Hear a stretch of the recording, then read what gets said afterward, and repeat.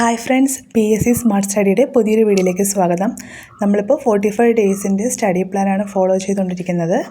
ഇന്ന് അതിൻ്റെ മൂന്നാമത്തെ ദിവസമാണ്. ഇന്നും ഞാൻ മാത്സ് ആണ് നോക്കുന്നത്. മാത്സും ഇംഗ്ലീഷും മലയാളമാണ് കൂടുതൽ ഫോക്കസ് ചെയ്യുന്നത്. ഇതിനൊപ്പം തന്നെ എനിക്ക് നിങ്ങളോട് പറയാനുള്ളൊരു കാര്യം ഞാൻ മുന്നും പറഞ്ഞിട്ടുണ്ട്, നമ്മുടെ റിവിഷൻ്റെ കാര്യം. ഡെയിലി റിവിഷൻ നടത്തുക, അല്ലെങ്കിൽ വീക്ക്ലി വൺസ് എങ്കിലും നമ്മൾ റിവിഷൻ ചെയ്യേണ്ടതാണ്. റിവിഷൻ എന്ന് പറയുമ്പോൾ നമ്മൾ ഈ രണ്ട് രീതിയിൽ, രണ്ട് ടൈമിലായിട്ട് നമുക്ക് റിവിഷൻ നടത്താം.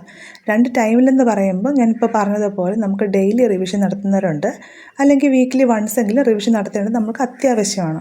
രണ്ട് രീതിയിൽ നമുക്ക് റിവിഷൻ നടത്താമെന്ന് പറയുമ്പോൾ, നമ്മൾ പഠിച്ച കാര്യങ്ങൾ നമ്മളിപ്പോൾ നോട്ട്സ് എഴുതി വെച്ച് പഠിക്കുന്നവരാണെങ്കിൽ നമുക്കത് റിവൈസ് ചെയ്യുമ്പോൾ, നമ്മൾ ഷോർട്ട് നോട്ട്സ് എല്ലാം നമ്മൾ റിവൈസ് ചെയ്ത് പഠിച്ചുകൊണ്ടിരിക്കുകയാണ്, അത് നമുക്ക് റിവിഷൻ ചെയ്യുമ്പോഴത്തേക്ക് യൂസ് ചെയ്യാം. അല്ലാത്തൊരു രീതി എന്ന് പറയുമ്പോൾ ഞാൻ കൂടുതലും അതാണ് ഫോളോ ചെയ്യുന്നത്. കാരണം നമ്മുടെ കയ്യിൽ ഒരു സിലബസ് ഉണ്ട്. ആ സിലബസിൽ ഇപ്പം നമ്മളിപ്പോൾ ഇന്ന് പഠിച്ച കാര്യങ്ങൾ എന്താണെന്ന് നമുക്കറിയാമല്ലോ. അപ്പോൾ ആ സിലബസിനകത്ത് നമ്മൾ സിലബസ് മാത്രം നമ്മുടെ കയ്യിലെടുക്കുക.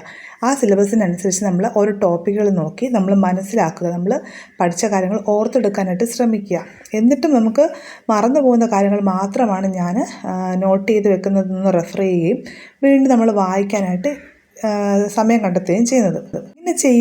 ഇങ്ങനെ ചെയ്യുമ്പോൾ ഒരു ഉപകാരം എന്ന് പറയുമ്പോൾ, നമ്മൾ ഈ എക്സാം എഴുതുന്ന അതുപോലെ തന്നെ എഫക്റ്റീവായിട്ടൊരു കാര്യമാണ് ഇങ്ങനെ നമ്മൾ ടോപ്പിക് വൈസായിട്ട് നമ്മൾ മെമ്മറൈസ് ചെയ്ത് ആ ഒരു കാര്യം, പഠിച്ച കാര്യം ഓർത്തെടുക്കുന്നത്.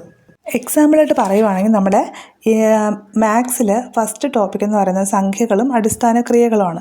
അപ്പോൾ ആ ഒരു ടോപ്പിക് നമ്മൾ സിലബസിലെടുത്തിട്ട് നമ്മൾ എന്തൊക്കെയാണ് അന്നത്തെ ദിവസം നമ്മൾ അതുമായിട്ട് ബന്ധപ്പെട്ട് പഠിച്ചതെന്ന് ഓർക്കുക.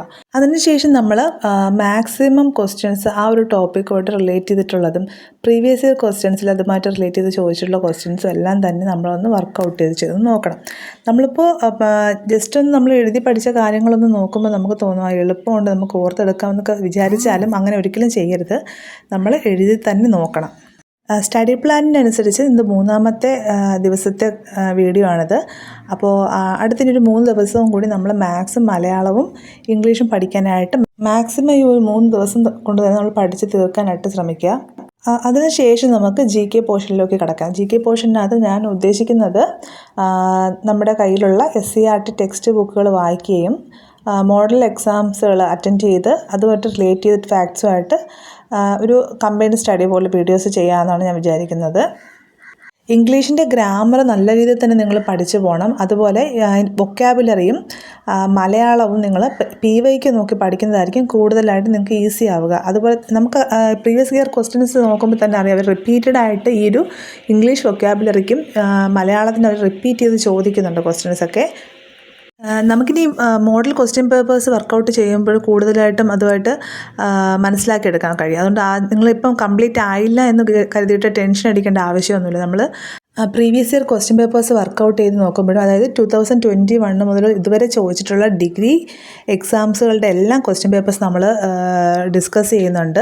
അതുപോലെ തന്നെ മോഡൽ എക്സാംസിൻ്റെ മോഡൽ ക്വസ്റ്റ്യൻ പേപ്പേഴ്സ് നമ്മൾ വർക്കൗട്ട് ചെയ്ത് നോക്കുന്നുണ്ട്.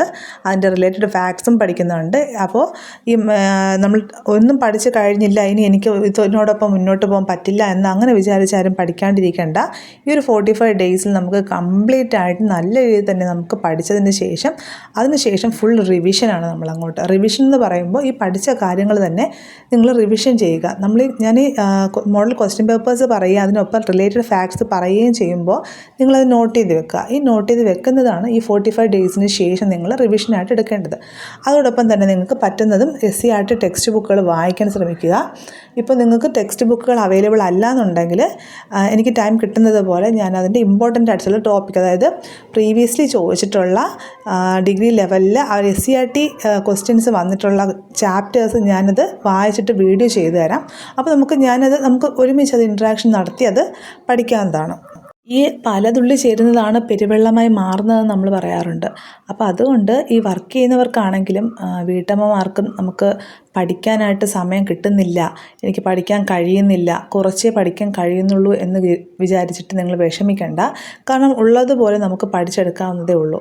അപ്പോൾ ഞാൻ ഈ ഇമ്പോർട്ടൻ്റ് ആയിട്ടുള്ള ടോപ്പിക്സ് പറയുമ്പോഴും റിലേറ്റഡ് ഫാക്ട്സ് പറയുമ്പോഴും നിങ്ങൾക്കത് വളരെയധികം യൂസ്ഫുൾ ആയിരിക്കും. അപ്പോൾ ഫ്രീ ടൈം കിട്ടുമ്പോഴൊക്കെ ഇതൊന്നും നിങ്ങൾ കേട്ടാൽ മതി. ഞാനിപ്പോൾ SCERTയുടെ ചാപ്റ്റേഴ്സ് ആണെങ്കിൽ നിങ്ങൾക്ക് വേണ്ടിയിട്ട് ഞാൻ വായിച്ചു തരാം. അപ്പോൾ നിങ്ങൾക്ക് നല്ല രീതിയിൽ തന്നെ അത് ഫോളോ ചെയ്യാനായിട്ട് സാധിക്കും. നിങ്ങളെപ്പോഴും നിങ്ങളുടെ കയ്യിൽ ആ ഒരു ഗവൺമെൻറ് അഡ്വൈസ് കിട്ടുന്ന ആ ഒരു നിമിഷം എപ്പോഴും സ്വപ്നം കണ്ട് ജീവിക്കാൻ ശ്രമിക്കുക. സ്വപ്നം കണ്ടതുകൊണ്ട് മാത്രം ആയില്ല എന്നറിയാം, നമ്മൾ അതിനുവേണ്ടി വർക്ക് ചെയ്യുകയും വേണം. അത് സ്മാർട്ടായിട്ട് വർക്ക് ചെയ്യാൻ വേണ്ടിയിട്ട് ഞാൻ നിങ്ങളെ ഹെൽപ്പ് ചെയ്യുന്നതാണ്. അപ്പോൾ ഇനിയുള്ളൊരു 3 ദിവസം കൊണ്ട് നിങ്ങൾ മാക്സിമം മലയാളം, ഇംഗ്ലീഷും മാത്സും കംപ്ലീറ്റ് ചെയ്യുക. നമുക്കതിന് ശേഷം ഫുൾ ക്വസ്റ്റ്യൻ പേപ്പേഴ്സ് വർക്കൗട്ട് ചെയ്യാം.